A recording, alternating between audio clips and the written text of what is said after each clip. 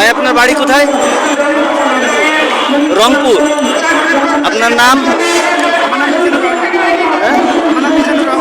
লুৎফর রহমান, মিজানুর রহমান। আপনি কত সালে সৌদি গেছিলেন?